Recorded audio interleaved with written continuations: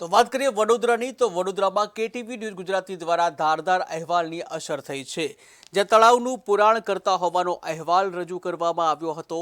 ત્યારે સેવાસીના સીમમાં આવેલ જે તળાવ છે તેનો આ બનાવ છે। કોર્પોરેશન અને બિલ્ડિંગ મટીરિયલ વેસ્ટને સાફ કરાવ્યું છે।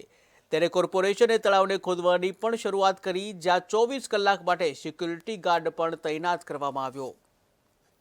વડોદરાના સેવાસી પાસે સોમનાથ અર્થ રેસિડેન્સી પાસે જૂની તલાવડી હતી અને એમાં ફેન્સિંગ પણ કરેલી હતી અને ફેન્સિંગ તોડી અને ગેરકાયદેસર રીતે અલગ અલગ લોકો પોતાના ટ્રેક્ટર મારફતે કન્સ્ટ્રક્શન ડેબ્રિસ ત્યાં ઠાલવતા હતા।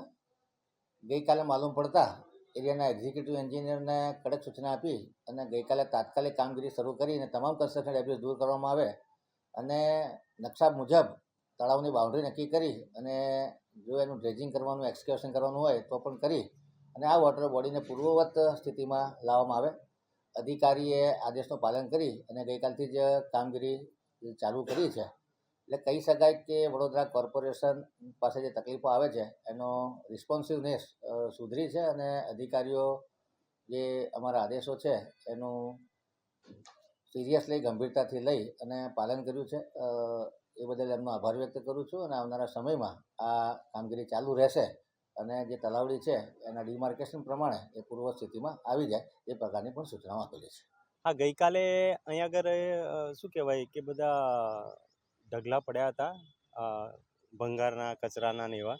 અત્યારે તળાવ સાફ કરી અને એને ખોદવાનું કામ ચાલે છે અને થોડું સરખું કરવાનું કામ ચાલે છે।